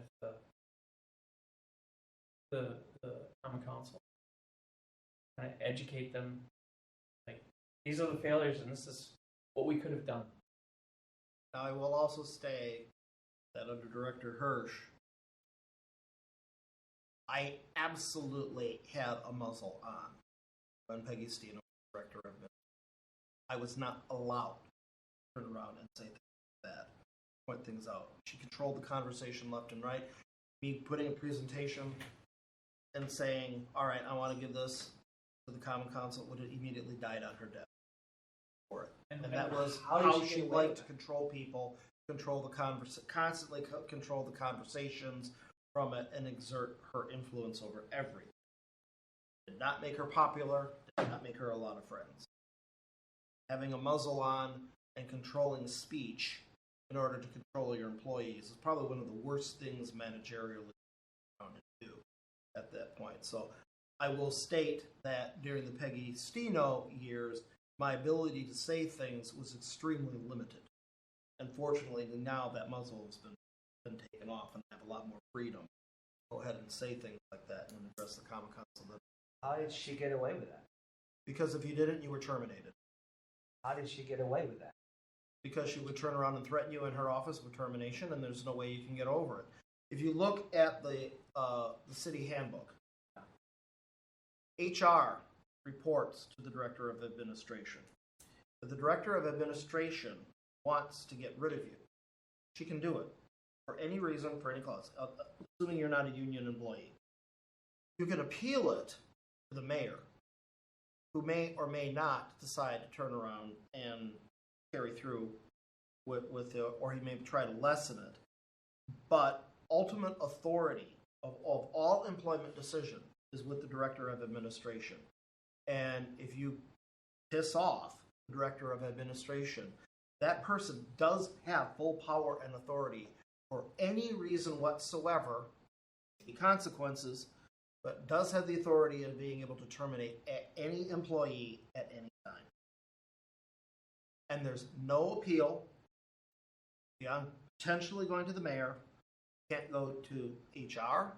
You can't go to the personnel committee. You can't go to the common council. Once she signs your termination papers, that's it. And she knows it. Now we have an abuse of power and nothing to check. That was a very strong. It's not an abuse of power. The handbook literally grants the person that power. Yeah, but she abused it because she was saying you can't speak the truth, or else there'll be this consequence. That's an abuse of that power. She sat here Yeah. the entire time she was at every single meeting. You probably remember the August 2020 meeting where we had Everstream coming here and gave a proposal on putting in a fiber optic WAN. After that meeting, I was literally brought to her office and told, "You will never do that again," or I had to do the biggest kowtow to her in my life. Oh. Here and there, but So, and then she sat in the meeting, and every single one of the slide decks and such, I had to give her 3 days before the meeting. She would go ahead and review it, and then she would make any edits that she saw where the commission could not see. That's a control freak. yeah. But Okay. it can happen again. It could be another Peggy Steele It, right around it the can corner. happen in any Yes. organization at any time. And That's the way it is. So You know. when I look at communication between my position and the Common Council, I just want to be understood. There was a time that was not encouraged. But part of the issue is these failures that we talked about can reflect poorly. Just like you talked about how vendors can pass the buck and point the finger. You got to be careful that you and your staff Correct. don't get the buck passed on you and the finger pointed at you by anybody else in this organization. And I'm not without error too. I mean, I understood. can look in the mirror too, and I will see, hopefully, error, problems, and admit them and be accountable and hold up for my mistakes as well and try not to repeat it. But you But I don't. realize I make mistakes You too. shouldn't be held accountable for something that wasn't your issue, and that you didn't raise the red flag, give the notice, tell the people about, tell your end users, whether it's police, fire chief, Kelly, or the common council, because some of these also can be quite public, right? Oh, yes. Imagine if it were that 5-alarm fire that caused West Dallas to call it quits on Telus. That could have happened in Franklin, and you might have cameras rolling from the local news. Why did this happen? Why did this building burn down? Why would no mutual aid calls made? I mean, stuff like that happens, and in government, and then guess what? Then there's common council and the mayor, who are all elected and looking to keep their jobs and represent their constituents, and they're going to come calling and saying, who knew what went where, and how come nobody told us? So that's my thought on a lot of these things, and especially these intergovernmental things, that they're way beyond your pay grade. They're way beyond Kelly's pay grade. They're above this whole city. They're above individual fire chiefs. But if those things don't get sorted out or the right level of attention, it can become very public and very bad. For city, for you, I don't know. That's just my thought. I mean, we've all seen that stuff. So at minimum, you create a record. Right, you create a record. Even if it goes to Peggy's desk and dies, you should create a record. Yeah, it's a CY. The better thing to do is create a record, make sure that people, the stakeholders, all see it. But Yeah. Which So- is one reason why we're doing this here, because it's a public meeting. It's being it is a record. yep, Mhm. it is. So my other concern with this is, there's a lot of failures in here, probably way too many. Please make sure you don't get blamed for them, even if you weren't the source of the problem. People are gonna look at this in the context that it's written here, and they're gonna say, Jim, why didn't you know about this? And I do have How did you, answers for Jim, all. how did you let this go so long? So just be careful how this is used. Yeah. I think that's a good. Well, I think it's a good point if somebody's reading it without the benefit of the But- explanation that you gave. right. Because at no point when going through this document did I think, oh, Jim really screwed up. So imagine this were published on the internet. Yeah. Look at what came out at the Thursday night Technology Commission meeting. Yeah. Can you imagine who's the buffoon running that department? It's wholly unfair, right? Mhm. And that's okay. Just be careful. It's a political job. One of the reasons why I actually took this job is to get a little bit more political chops and understand the finer nuances of politics and being able to answer things in a very politicalized means, from an understanding what is going to be sensitive points and not sensitive points, particularly amongst the constituents for it. So hopefully my political skills have increased over the 7 course of years on this. And yeah, it's very well understood what you're saying, yes. In the wrong hands, this could be very easily used for a more politically nefarious purpose. Mm-hmm.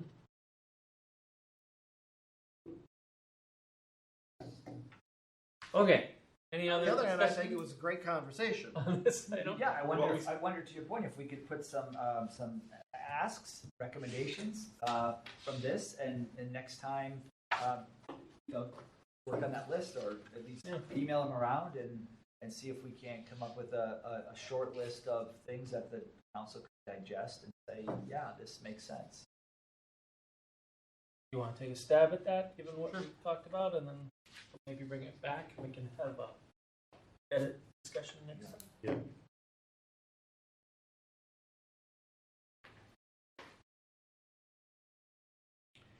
Next item on the agenda is the strategic technology plan. However, we don't have Dale here, or We have a lot of people not here. very key to that. I would probably Well- state that it would not be outside the norm of turning around and saying, yeah, a motion to table would probably be. What was the action item for this? Was it just It was just to approve it. So. just to approve it? Just to approve it. Now, we can approve it, and then it Okay. goes over to common council. Oh. Everyone's seen it, but I don't know if everyone's read it now in its entirety. I did go back to all of the audio files of the meetings that we talked about this. Because one of the things when you're working on a red line document is making sure that, all right, anything that was discussed, you went into the red line document and hence made those changes. Life gets busy. Sometimes forget to go ahead and do it on it. So I went through all of the audio material and made sure that, yes, everything that was discussed on it actually did find its way into the document for it.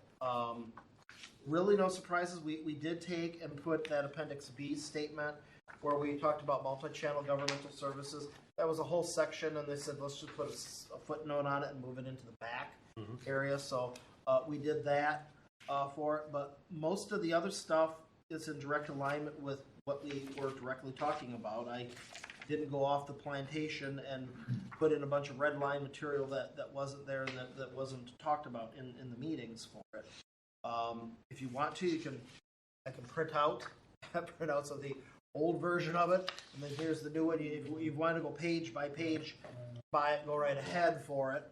Because we did that We did at the incremental meetings. Yes. Yeah, that's kind of where I'm to the issue of, if you look at it, it looks correct, Mhm. even though only half the people are here. Yeah.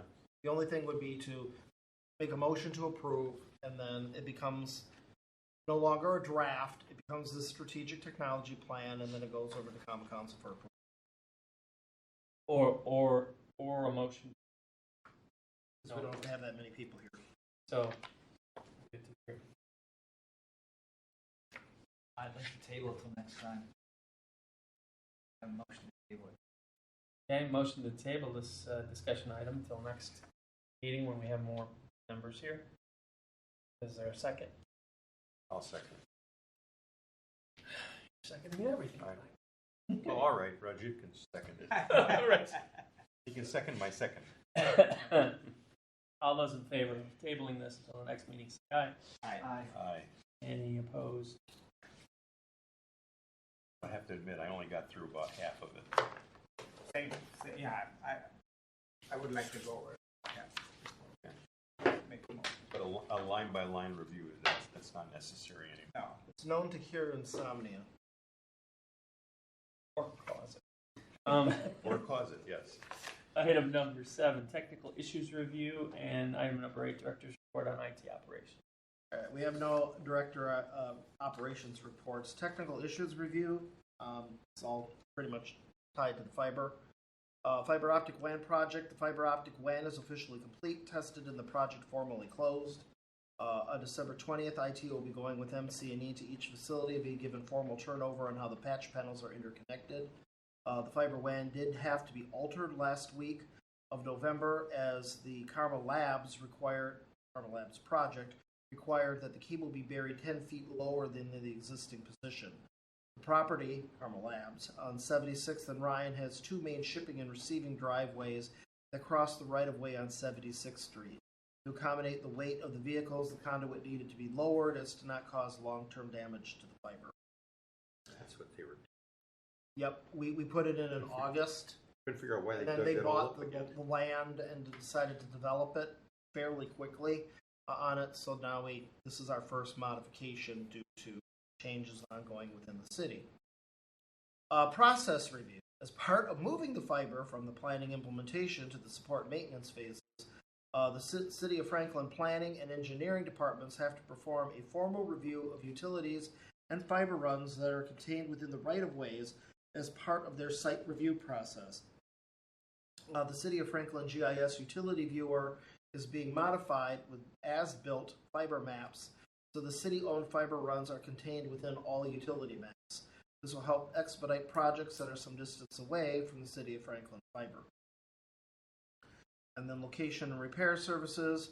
A contract with Turnkey is in progress that will address fiber location requests along with a modification repair services. Turnkey will be the primary location vendor for the fiber, and a new member code is being created and assigned within Digger's hotline. A new Digger's ticket will be automatically assigned to Turnkey if the location is within 250 feet of the as-built maps. Turnkey offers repair and alteration services at 3 tier levels, allowing this vendor to be a single source for all fiber location tickets and modifications to the fiber network. Never had to work with Digger's Hotline before, but now that's something else. So, any Digger's Hotline request that might be near the fiber, we'll be seeing tickets now for that. Good to know about it before, though. Yeah, it's a good thing. Mm-hmm. Wouldn't be something I would think of. It is kind of interesting now, just going through that whole process of how does Digger's Hotline even work on it. That's like, I had no idea how all this was interconnected and how they work, and everyone's just saying, oh, I called Digger's Hotline when I'm ready to do something, and no one thinks about all the intricacies and details of how it actually functions. Okay. Any discussion on any of those or comments? All right, we have a future agenda item, which is the security project.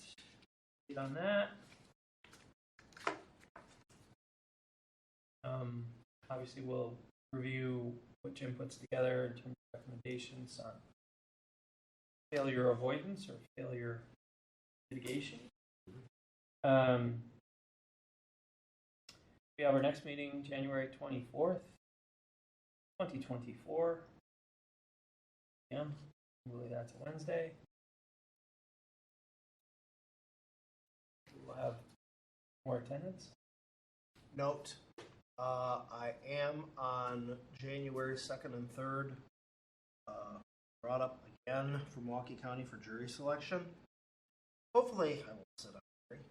So, if I'm lucky enough not to sit on a murder trial or something that'll last 1 or 2 months, then it'll be no problem whatsoever. But I always throw that out there. Hopefully, I'm not sitting on a jury at that time. All you gotta say is I work heavily with fire and police departments. Right off the list. All right. Can't you get an exception? I could, but the question is it going to be? It's going to be a little bit slower for us. I can move some things around if I do get selected. If I have to wait 6 months, it might even be worse. Yeah, there's never any good time for it, right? Get deferred. No, I'm just thinking of like a permanent deferral. Can't you? Permanent deferral? Yeah. Why? Well, I've got one for health reasons. I don't have to serve on another jury in Milwaukee County. It's nuts. Overworked, underpaid. Yeah, that applies. I'll start foaming at the mouth. No, because there's some agencies like fire departments where you can get a permanent deferral. You got connections. They hate me at the county. All right. And then we have adjournment. Motion?